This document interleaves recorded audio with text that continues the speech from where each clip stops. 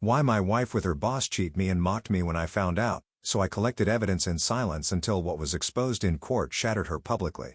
When my wife and I first met, it felt like we were a team. She was confident, ambitious, and had a career in management. I was climbing my way up in coding, relying on my skills and experience instead of a formal degree. Our differences seemed complementary at first. She teased me about not having a degree and I joked about her corporate jargon. It was harmless fun, or so I thought. When we got married, we were equals in most ways, both debt-free, earning similar salaries, and sharing household expenses.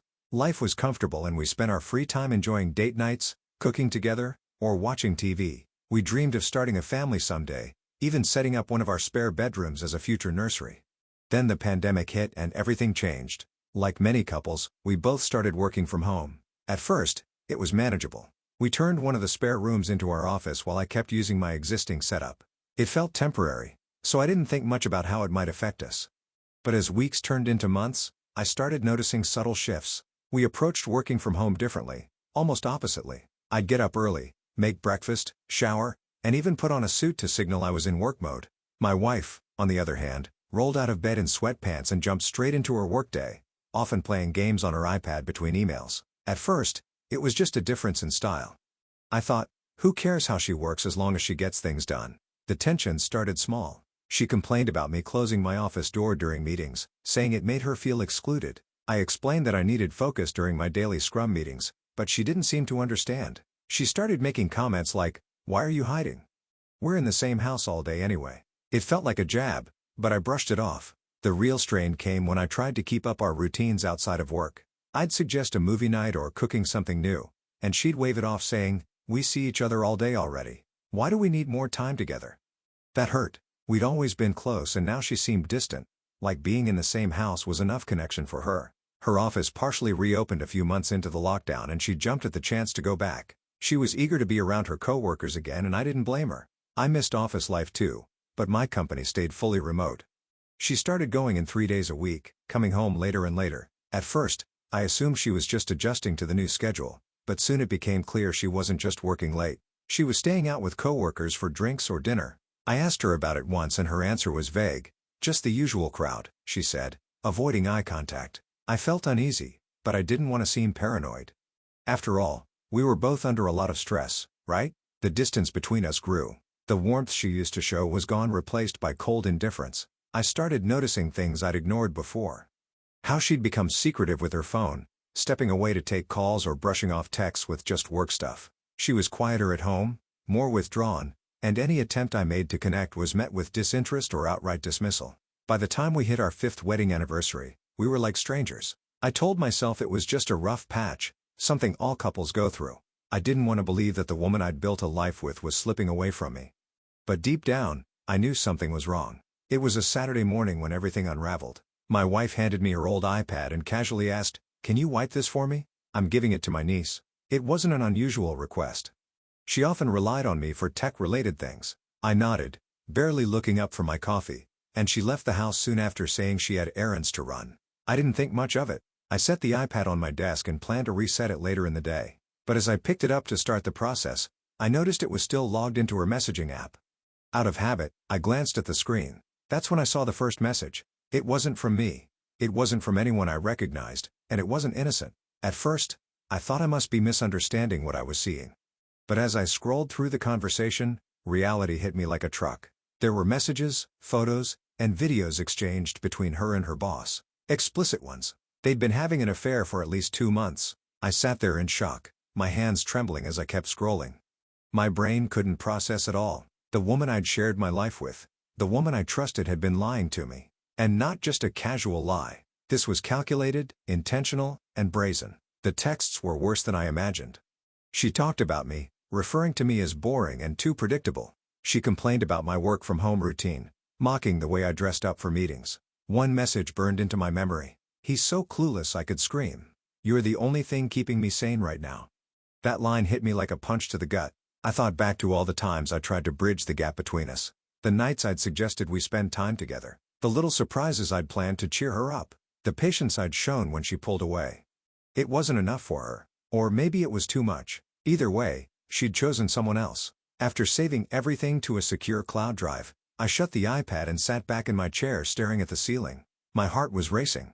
My stomach churning. I didn't know whether to cry, scream, or punch a hole in the wall. Instead, I just sat there frozen as the reality of her betrayal sank in. When she came home later that evening, I couldn't even look at her. She breezed through the door, tossed her keys on the counter, and greeted me like nothing had happened. "Hey, how was your day?" she asked, her tone casual and light. I mumbled something about work and went to my office, shutting the door behind me. My mind raced. Should I confront her? Should I demand an explanation? But every time I imagined the conversation, I felt a wave of nausea. Her lies had been so thorough, so bold. I didn't trust myself to stay calm. The next day, I called a lawyer. I'd never spoken to one before, but I knew I couldn't handle this alone. The lawyer listened patiently as I laid everything out, from the messages I'd found to the growing distance in our marriage. When I was finished, he asked me a simple question. "What do you want to do about this?" "I want a divorce," I said, the words coming out firmer than I expected. He didn't seem surprised. "If that's the case, you'll need more evidence. Courts are unpredictable, and the more proof you have, the better. I recommend hiring a private investigator to gather what we need." He explained that in our at-fault state, adultery could significantly impact the division of assets and alimony, but only if we could present a solid case. "You need to stay calm," he said. "Don't confront her yet. Let her think she's gotten away with it. The more comfortable she feels, the more careless she'll become." It sounded like good advice, but the thought of staying silent felt unbearable. Every time I saw her, every time she smiled at me or made small talk, it felt like another knife in my back. The private investigator worked quickly. Within a week, they had more evidence than I ever thought possible. Photos of her meeting her boss at his apartment, videos of them kissing in the parking lot after work, time-stamped screenshots of their messages. It was all there, laid out in excruciating detail. When the investigator handed me the final report, I felt both vindicated and devastated. There was no denying what she'd done. But seeing it all in black and white, every betrayal documented, was like reliving the pain all over again. By this point, I was barely functioning at home. I avoided her as much as possible, keeping conversations to a minimum and spending most of my time in my office. She didn't seem to notice or care. Her phone was always in her hand, her face lighting up at incoming messages I knew weren't from me.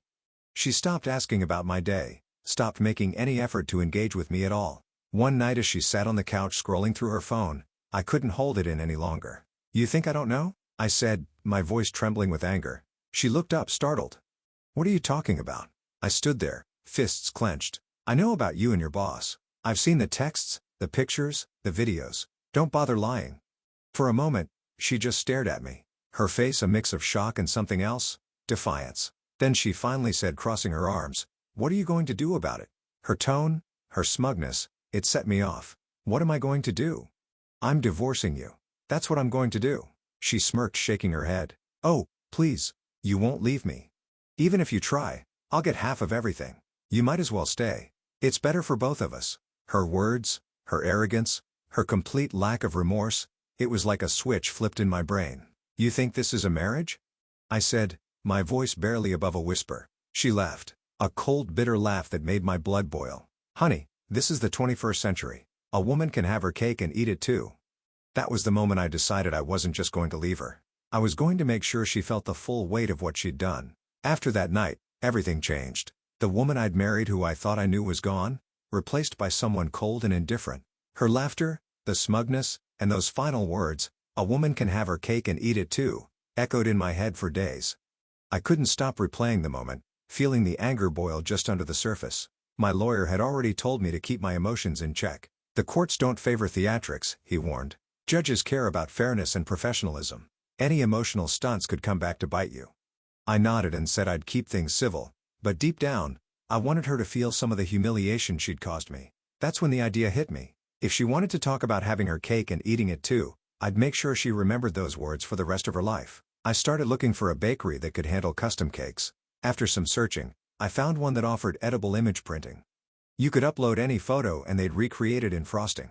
It was perfect. I went through the evidence I'd gathered, picking a photo that wasn't too explicit, but would still make the message crystal clear. It showed her and her boss in a compromising position, clothed but unmistakable. Above the image, I had the words piped in bold decorative icing.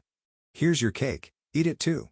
The bakery didn't ask any questions, and I didn't volunteer any details. When I picked up the cake, I couldn't help but smile. It was ridiculous and petty, but in that moment, it felt like justice. This wasn't about revenge. It was about reclaiming my dignity. I coordinated with the process server to have the cake and divorce papers delivered to her office. He was an older guy, the kind who'd probably seen it all. But when I told him the plan, he laughed out loud. "You've got guts, I'll give you that," he said. "This is going to be a story for the books." The next day, I waited anxiously for his update. When the call came, I answered immediately. "You won't believe the scene," he said, barely able to contain his laughter. I walked into her office during lunch, cake in hand, and asked for her by name. She was sitting with a group of coworkers, laughing and chatting like nothing was wrong. She confirmed her name, so I set the box on the table, opened it, and put the papers next to it. Then I said, "You've been served." "What happened next?" I asked, leaning forward in my chair. She froze at first, just staring at the cake, then she went pale. One of her co-workers leaned over to look and gasped, "Oh my God."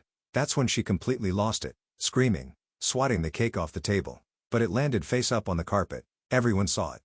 A few people started laughing and others just walked out. Her boss bolted out of the room without a word. I could picture it in my head, the chaos, the embarrassment, the reality of her actions crashing down on her. It wasn't just satisfying, it was cathartic. The aftermath was immediate. My phone started blowing up within minutes of the cake delivery. Texts, voicemails, missed calls. It was nonstop. At first, I ignored it, letting the notifications pile up. Then her mom texted me. "She's staying with me for now. Please don't contact her unless it's urgent." I laughed at the irony. She was acting like I was the one harassing her. Meanwhile, I hadn't even responded to a single message. That night, I sat in my office reflecting on what I'd done.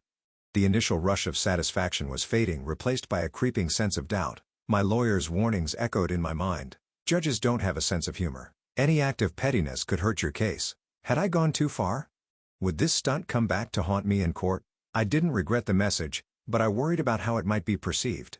As much as I wanted to see her humiliated, my ultimate goal was to protect myself in the divorce. The last thing I needed was to jeopardize my position because of a cake. The next day, I called my lawyer to come clean. He sighed when I told him what I'd done. "Michael, I'm not going to sugarcoat this. Judges don't like these kinds of antics. It could make you look vindictive." "I wasn't trying to be vindictive," I said defensively. "I just wanted to make a point." "I get it," he replied. "And honestly, it's not the worst thing I've seen. But from now on, you need to focus on the big picture. Leave the drama out of it." I agreed, though part of me still felt like the cake had been worth it. The aftermath of the cake stunt was immediate and far-reaching. By the next day, the story of her public humiliation had spread through her office like wildfire. Mutual friends began texting me, asking if the rumors were true. I didn't reply to most of them, but from the details they shared, I pieced together the scene that had unfolded. Apparently, several coworkers had filmed the cake reveal and videos were circulating among staff. Her boss, the man she cheated with, had immediately distanced himself, refusing to speak to her outside of strictly work-related matters. HR had been alerted, though it seemed like no formal complaints had been filed yet. Meanwhile, her so-called friends at work, the ones who had encouraged the affair, turned on her in an instant. "She brought this mess into the office," one of them allegedly said. "She deserves whatever fallout she gets." The irony of it all was almost poetic. The same people who had egged her on were now scapegoating her to protect themselves. She was left alone, ostracized, and panicking. At home, things were quieter. She hadn't come back since the cake delivery, opting to stay with her mom instead. That suited me just fine. My lawyer had advised me not to engage with her directly, so I ignored her texts and calls. Most of them alternated between begging for forgiveness and accusing me of ruining her life. I forwarded everything to my lawyer without replying. I'll admit, a small part of me felt guilty. Not for exposing her lies, she deserved that, but for the sheer public nature of it all. It wasn't just our marriage that had fallen apart. Her professional life and social reputation were now in shambles. But every time I started to second-guess myself, I remembered her laughing in my face, telling me I'd never leave her. That memory was enough to quiet any lingering doubts. A week later, she emailed me asking to come by the house to talk. My lawyer advised me to allow it, but only under strict conditions. "Record everything," he said, "and have witnesses present. You don't want her twisting the narrative later." I agreed, and two mutual friends came over to act as witnesses. We set up our phones to record the conversation and waited for her to arrive. When she walked in, she looked completely different, frazzled, anxious, and far from the confident, smug person I'd confronted weeks earlier. She sat at the kitchen table avoiding eye contact. "I just want to explain," she began, her voice shaky. "I don't know what came over me. It's like it wasn't even me doing those things. I wasn't in control." I leaned back, crossing my arms. You were in control enough to lie to me for months." Her eyes filled with tears, and for a moment, I thought she might actually take responsibility, but then she shifted the blame. "It wasn't just me," she said. "My co-workers, they got into my head. They kept telling me I deserved more, that you were holding me back." I raised an eyebrow. "Holding you back? How? By trusting you? Supporting you? Providing a home?" She flinched at my tone but pressed on.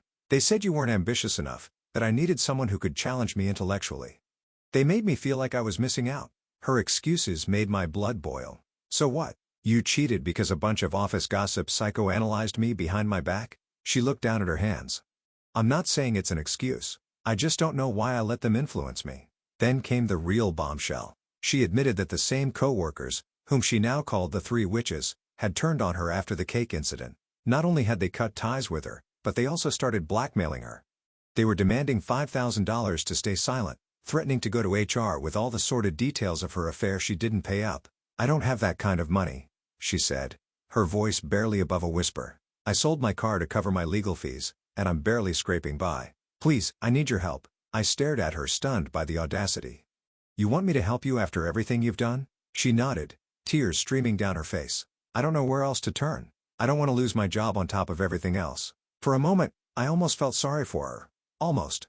But then I remembered the text, the lies, and the laughter. I shook my head. "There's no going back to normal after this. You need to deal with the consequences of your choices." "What should I do?" she asked, looking desperate. "Report yourself," I said bluntly. "Report your boss and your co-workers too. If you give in now, they'll just keep coming back for more. At least if you go to HR first, you can control the narrative." She hesitated, clearly torn between self-preservation and fear. "But what if they fire me?" "Then that's on you," I said coldly. "You made this mess. You can't expect me to clean it up for you." Before she left, she asked one last question. "What about us? Is there any chance we can fix this?" I didn't even hesitate. "There is no us.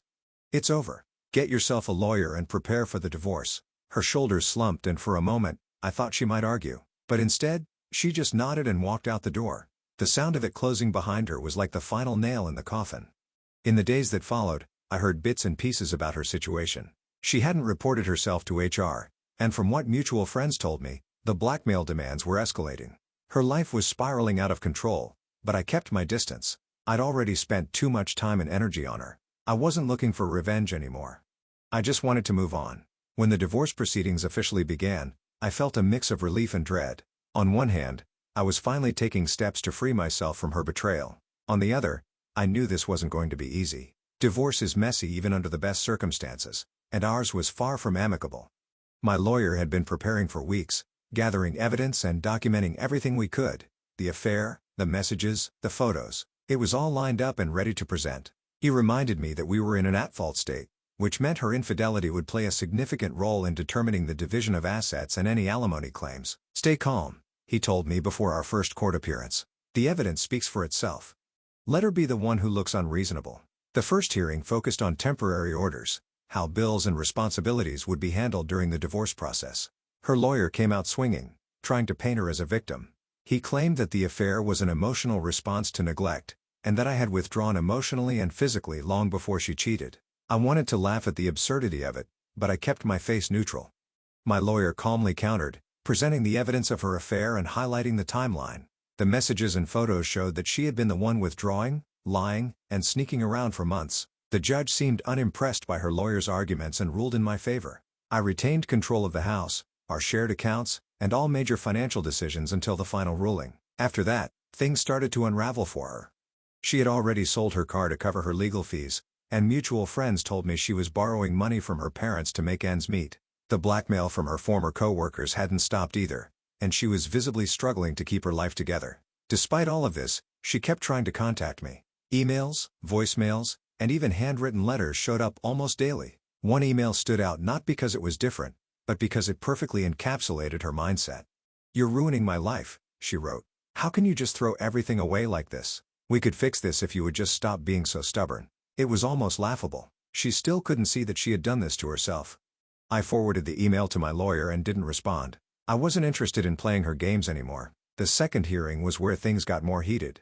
Her lawyer pushed hard for alimony, arguing that her reputation at work had been unfairly damaged and that she deserved financial support to get back on her feet. It was a bold move considering the evidence of her affair was the reason for her damaged reputation. My lawyer didn't even need to rebut it in detail. The judge dismissed the claim outright, stating that her actions had directly contributed to her situation. The court also reviewed the division of assets. My lawyer made a compelling case for why I should retain full ownership of the house and the majority of our shared savings. He emphasized that I had been the primary financial contributor for years and that her infidelity had irreparably damaged the marriage. Her lawyer tried to argue for a 50-50 split, but the judge wasn't having it. The final ruling left her with little more than her personal belongings and a small portion of our savings. I kept the house, the car, and the bulk of our assets. She looked completely defeated when the judge announced the decision. For a brief moment, I felt a twinge of pity, but then I remembered all the lies, the laughter, and the arrogance, and that pity quickly faded. Outside of court, she tried one last Hail Mary. She emailed me, suggesting that we attend marriage counseling to rebuild what we had. My lawyer advised me to entertain the idea, not because I was obligated to reconcile, but because it would make me look reasonable in the judge's eyes. Judges like to see that you're willing to compromise even if it's just on paper, he explained. The counseling session was held over Zoom. She was at her mom's house and I was in my home office. The counselor spent most of the time trying to assign blame equally, saying things like, "It takes two to create distance in a marriage and both of you need to take responsibility for what went wrong." I refused to engage with the narrative. "I don't agree," I said simply. "This wasn't a mutual breakdown. She made a choice, and that choice destroyed our marriage." The counselor seemed frustrated but didn't push further. At the end of the session, my wife asked if I'd agree to another meeting. "What would it take for us to try again?" she pleaded. I didn't hesitate. "Nothing. There's no going back." I logged off before she could respond. By the time the divorce was finalized, I felt a weight lift off my shoulders. The court's decision had given me almost everything. My house, my savings, and most importantly, my freedom. She walked away with barely enough to start over, but that wasn't my concern anymore. She had made her choices and now she had to live with them. It's been a few months since the divorce was finalized and I thought I'd finally move past everything. I rebuilt my life, got my house back in order, and even started finding peace with what happened. But life has a way of circling back to unfinished business. This time, it wasn't about me. It was about her. A mutual friend reached out a few weeks ago with some news about my ex-wife. Apparently, things at her job had taken a turn for the worse after the cake stunt and the fallout that followed. Her office became a minefield of tension. The rumor mill churned nonstop and her reputation was shot. HR finally stepped in when someone anonymously sent evidence of her affair with her boss, photos, messages, everything. I had a pretty good guess who that anonymous person was. She wasn't fired immediately, but they put her under investigation, which effectively destroyed her standing in the company. Her boss, on the other hand, wasn't so lucky. HR had no patience for someone in his position abusing power and engaging in an affair with a subordinate. He was terminated within a week of the investigation, starting with security escorting him out of the building in front of everyone. Her three witches' friends, those co-workers who had encouraged the affair, didn't stick around to support her. They turned on her completely, throwing her under the bus in their HR interviews to save their own skins. My ex-wife became a pariah in the office, and within a month, she was let go too. That's not the end of it though. A week after I heard about the investigation, I got an unexpected email from an address I didn't recognize. The subject line simply read, "We need to talk about your ex-wife and my husband." It turns out her boss's wife had found out about the affair and she was furious. Someone at his company tipped her off after the investigation started and she'd been digging for information ever since. When she finally reached me, she was polite but direct, asking if I had any evidence I could share. At first, I hesitated. Getting involved in someone else's divorce felt messy, but then I thought about everything he and my ex had put me through. He had helped ruin my marriage, and now his wife wanted to take him down. It only felt fair to give her the tools to do it. I forwarded her everything. The photos, the texts, the videos. She thanked me profusely and promised she'd put it to good use. "He's going to regret every second of this," she said. From what I've heard since, she didn't hold back. She filed for divorce almost immediately, and with the evidence I provided, she absolutely destroyed him in court. He lost custody of their kids, had to sell their house to cover the settlement, and was ordered to pay substantial alimony. The cherry on top, his reputation was completely trashed in their social circle. It turns out his wife wasn't shy about sharing the details of his betrayal with anyone who'd listen. Meanwhile, my ex-wife hasn't fared much better. After losing her job, she tried to find work in the same field, but the gossip followed her wherever she went. No one wanted to hire someone with that kind of baggage. Last I heard, she was working part-time at a local retail store and living in a cramped apartment. Her parents have reportedly grown tired of bailing her out financially. They've started distancing themselves, which leaves her even more isolated. Mutual friends say she looks miserable, like the weight of everything she's done is finally hitting her. As for the boss, he's struggling too. With no job, a ruined reputation, and an expensive divorce settlement, he's barely keeping his head above water. I'd be lying if I said I didn't feel some satisfaction hearing about his downfall. He thought he could have it all just like my ex-wife, and now he's paying the price. This whole situation has been a reminder that actions have consequences. For months, I questioned whether I'd done the right thing with the cake stunt, whether exposing her so publicly had been worth it. But seeing how everything played out, I have no regrets. She and her boss tried to tear apart 2 marriages, and now they're dealing with the wreckage they created.